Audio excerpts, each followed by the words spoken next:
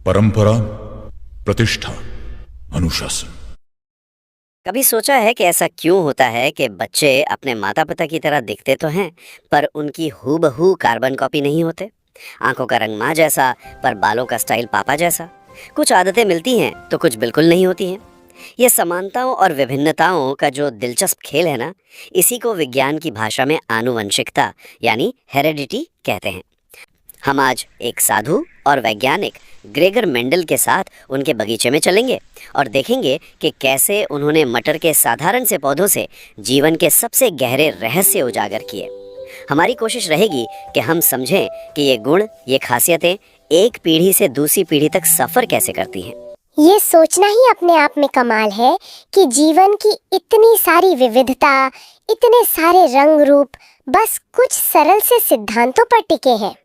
मैं नहीं दिखाऊं। ये विज्ञान की किसी जासूसी कहानी से कम नहीं है। तो चलिए इस जासूसी कहानी को शुरू करते हैं। मेंडल ने अपने प्रयोगों के लिए मटर के पौधे ही क्यों चुने? मेरा मतलब है वो गुलाब या किसी और पौधे को भी तो चुन सकते थे। मटर के पौधे चुनना एक सोचा समझा फैसला था। पहली बात, इन्हें उगाना बहुत आसान था और ये जल्दी बड़े हो जाते थे। अच्छा, मतलब उन्हें नतीजों के लिए सालों इंतजार नहीं करना पड़ता था। दूसरी और सबसे जरूरी बात, मटर के पौधों में कई ऐसे गुण थे जिनके दो रूप बिल्कुल साफ साफ दिखते थे। जैसे पौधे की लंबाई, या तो पौधा लंबा होगा या बौना। बीज का आकार या तो गोल होगा या झुर्रीदार। रंग या तो पीला या हरा। इस तरह के 7 अलग अलग गुण उन्होंने चुने जिससे तुलना करना बहुत आसान हो गया। अच्छा, तो उन्होंने कैसा मैदान चुना है जहाँ खेल के नियम बिल्कुल साफ थे? तो उनका पहला कदम क्या था? उन्होंने प्रयोग शुरू कैसे किया? उन्होंने शुरुआत की शुद्ध नस्ल यानी प्योर लाइन के पौधों से। मतलब एक ऐसा लंबा पौधा लिया जिसके पूर्वज भी हमेशा लंबे ही रहे थे, और एक ऐसा बौना पौधा लिया जिसके पूर्वज हमेशा बौने थे। इन दोनों का उन्होंने क्रॉस परागण माने क्रॉस पॉलिनेशन कराया। इस पीढ़ी को उन्होंने जनक पीढ़ी यानी पेरेंटल जनरेशन कहा, जिसे पी पीढ़ी भी कहते हैं। और जब इन दोनों के बीज उगे तो पौधे कैसे निकले? पहली पीढ़ी जिसे F1 जनरेशन कहते हैं, उसमें पैदा हुए सभी के सभी पौधे लंबे थे। सभी के सभी? ऐसा लग रहा था जैसे बौनेपन का गुण कहीं गायब हो गया हो, हवा में घुल गया हो। ये तो वाकई अजीब है। तो बौने पौधे का गुण गया कहाँ? यहीं से मेंडल की पहली बड़ी खोज सामने आई। उन्होंने निष्कर्ष निकाला कि हर गुण के लिए जिम्मेदार 2 कारक मतलब फैक्टर्स होते हैं, जिन्हें आज हम जीन कहते हैं। बिल्कुल, आज हम इन्हीं कारकों को जीन कहते हैं। एक कारक माँ से मिलता है और एक पिता से। जब F1 पीढ़ी बनी तो लंबे पौधे से लंबेपन का कारक आया और बौने पौधे से बौनेपन का। लेकिन इन दोनों में से सिर्फ एक ही खुद को व्यक्त कर पाया। जो गुण दिखाई दिया यानी लंबापन, उसे मेंडल ने प्रभावी या डोमिनेंट कहा। और जो छिप गया? और जो गुण मौजूद होते हुए भी छिप गया यानी बौनापन, उसे अप्रभावी या रिसेसिव कहा। तो इसका मतलब F1 पीढ़ी के पौधे बाहर से तो लंबे दिख रहे थे, पर आनुवांशिक रूप से वो अपने जनक जैसे शुद्ध लंबे नहीं थे। उनके अंदर बौनेपन का कोट छिपा हुआ था। आपने बिल्कुल सही पकड़ा। मैं नहीं दिखाऊं। वे संकर थे, मतलब हाइब्रिड थे। बाहर से एक जैसे दिखते हुए भी उनकी आनुवंशिक बनावट अलग थी। और इसी छिपे हुए कोट को सामने लाने के लिए मेंडल ने अपना अगला कदम उठाया। उन्होंने F1 पीढ़ी के इन लंबे पौधों का स्वपरागण सेल्फ पॉलिनेशन होने दिया। वो देखना चाहते थे कि क्या बौनेपन का गुण हमेशा के लिए खत्म हो गया है या बस कहीं छिपा बैठा है। और नतीजा? क्या वो छिपा हुआ राज बाहर आया? बिल्कुल। जब दूसरी पीढ़ी यानी F2 जनरेशन के बीज उगे तो मेंडल ने देखा कि बौने पौधे वापस आ गए थे। अच्छा। उन्होंने गिना तो पाया कि लगभग 3/4 पौधे लंबे थे और 1/4 पौधे बौने। यह एक बहुत ही स्पष्ट गणितीय अनुपात था, लगभग 3.1 का। एक मिनट, जीव विज्ञान में इतना सटीक गणितीय अनुपात, ये तो उस समय के लिए किसी क्रांति से कम नहीं रहा होगा। तब तक तो लोग यही मानते थे कि बच्चों के गुण माता पिता के गुणों का एक तरह का मिश्रण होते हैं, जैसे लाल और सफेद रंग मिलाकर गुलाबी बन जाता है। सही कहा आपने।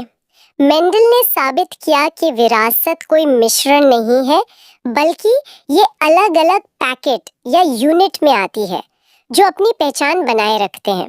और यहीं से दो जरूरी शब्द आते हैं जो हमें बाहर से दिखता है, जैसे पौधे का लंबा या बौना होना, उसे फिनोटाइप कहते हैं। फिनोटाइप। हाँ, F2 पीढ़ी का फिनोटाइप अनुपात था 3 लंबे 1 बौना। और दूसरा शब्द? दूसरा है जीनोटाइप, यानी किसी जीव की असल आनुवंशिक बनावट। F2 पीढ़ी के जो 3 लंबे पौधे थे वे सब एक जैसे नहीं थे। उनमें से एक पौधा शुद्ध लंबा था और 2 पौधे संकर लंबे थे। अच्छा, मतलब उनमें बौनेपन का जीन छिपा हुआ था। बिल्कुल, और बौना पौधा तो शुद्ध बौना था ही, तो जीनोटाइप का अनुपात हुआ 1 शुद्ध लंबा, 2 संकर लंबे और 1 शुद्ध बौना। ओके, तो 1.2 पॉइंट का अनुपात, ये थोड़ा उलझा हुआ लग रहा है। इसे समझने के लिए कोई तरीका भी है? हाँ, इसके लिए एक बहुत सरल टूल है जिसे पनेट स्क्वायर कहते हैं। आप इसे एक तरह का बायोलॉजिकल चेस बोर्ड समझ सकते हैं।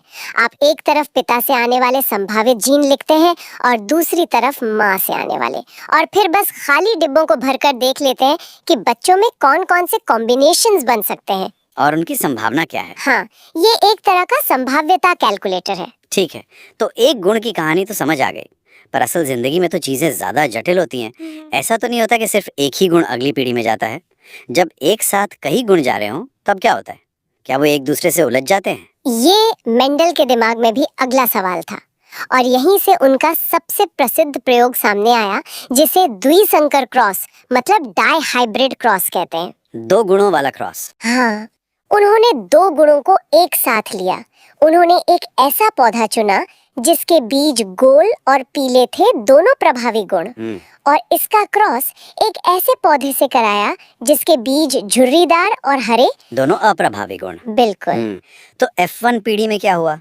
अब तक जो हमने सीखा है उसके हिसाब से तो सारे पौधे गोल और पीले बीज वाले होने चाहिए। और हुआ भी वही जो आप सोच रहे हैं। अच्छा। F1 पीढ़ी में सभी पौधों के बीज गोल और पीले थे। अप्रभावी गुण फिर से छिप गए, लेकिन असली जादू तो F2 पीढ़ी में हुआ, जब इन F1 पौधों का स्वपरागण कराया गया। इस बार क्या नए नतीजे मिले? इस बार 4 तरह के पौधे मिले। 4? हाँ, कुछ जनक पीढ़ी जैसे थे, गोल पीले और झुर्रीदार हरे, लेकिन 2 बिल्कुल नए कॉम्बिनेशंस भी सामने आए जो जनक पीढ़ी में थे ही नहीं। कॉम्बिनेशन? हाँ, ये थे गोल हरे और झुर्रीदार पीले। 1 मिनट, ये कैसे हो सकता है? जनक पीढ़ी में तो या तो गोल और पीला एक साथ था या झुर्रीदार और हरा। ये नए कॉम्बिनेशन कहाँ से पैदा हो गए? यही तो मेंडल की सबसे बड़ी खोज थी। इससे उन्होंने अपना स्वतंत्र अपव्यूहन का नियम दिया, लॉ ऑफ इंडिपेंडेंट असॉर्टमेंट। स्वतंत्र अपव्यूहन? इसका मतलब यह है कि अलग अलग गुणों की विरासत एक दूसरे से बंधी हुई नहीं है। बीज का आकार मतलब गोल या झुर्रीदार अपनी अलग राह चलता है, और बीज का रंग पीला या हरा अपनी अलग। अच्छा, वे स्वतंत्र रूप से अगली पीढ़ी में जाते हैं। तो ये ऐसा है जैसे आप 2 अलग अलग ताश की गड्डियों से पत्ते निकाल रहे हो, एक से नहीं। इससे तो बनने वाले कॉम्बिनेशन की संख्या बहुत ज्यादा बढ़ जाती है।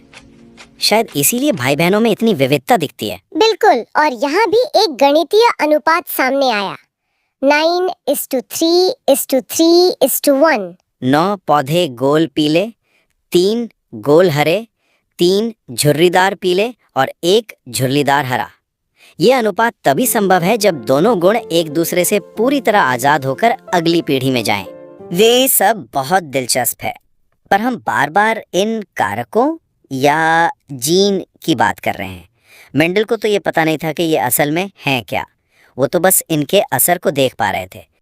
क्या आज का विज्ञान इस पहेली को सुलझा पाया है?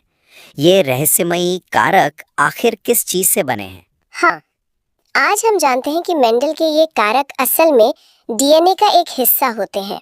डीएनए एक बहुत लंबा अणु है जिसकी बनावट एक घुमावदार सीढ़ी जैसी होती है। इस डीएनए में हमारी आनुवंशिक जानकारी कोड के रूप में लिखी होती है। जीन इसी कोड का एक छोटा सा हिस्सा है जिसमें किसी एक खास प्रोटीन को बनाने का निर्देश होता है। प्रोटीन? लेकिन प्रोटीन का पौधे के लंबे या बौने होने से क्या लेना देना? प्रोटीन हमारे शरीर में लगभग हर काम करते हैं। वे एंजाइम, हार्मोन और शरीर की संरचना बनाते हैं। इस हार्मोन को बनाने का काम एक एंजाइम करता है, और उस एंजाइम को बनाने का निर्देश एक जीन में लिखा होता है। अगर जीन सही है तो वो कुशल एंजाइम बनाएगा जिससे ज्यादा हार्मोन बनेगा और पौधा लंबा होगा। और अगर जीन में कोई गड़बड़ी हो तो? लेकिन अगर उस जीन में कोई बदलाव आ जाए तो वो कम कुशल एंजाइम बनाएगा जिससे हार्मोन कम बनेगा और पौधा बौना रह जाएगा। प्रभावी जीन असल में एक सही काम करने वाला जीन है। कमाल है। तो ये पूरी कहानी आणविक स्तर पर मतलब मॉलिक्यूलर लेवल पर काम कर रही है, पर ये डीएनए शरीर में होता कहाँ है? डीएनए हमारी कोशिकाओं के केंद्रक यानी न्यूक्लियस में बहुत सघन रूप से पैक होता है जिसे गुणसूत्र या क्रोमोसोम कहते हैं। क्रोमोसोम? हाँ, इंसानों के लगभग हर कोशिका में ऐसे 46 क्रोमोसोम होते हैं जो 23 के जोड़ों में आते हैं। हर जोड़े में एक क्रोमोसोम माँ से और दूसरा पिता से मिलता है, स्तर पर साबित कर दिया है। चलिए इन सिद्धांतों को मटर के बगीचे से निकालकर इंसानों की दुनिया में लाते हैं। एक बहुत ही आम उदाहरण जो दिमाग में आता है वो है लिंग निर्धारण। ये कैसे तय होता है कि संतान लड़का होगी या लड़की? क्या यहाँ भी मेंडल के नियम काम करते हैं? हाँ, ये मेंडल के सिद्धांतों का एक बहुत ही स्पष्ट उदाहरण है। खत्म, बाय बाय, टाटा, गुड बाय, गया।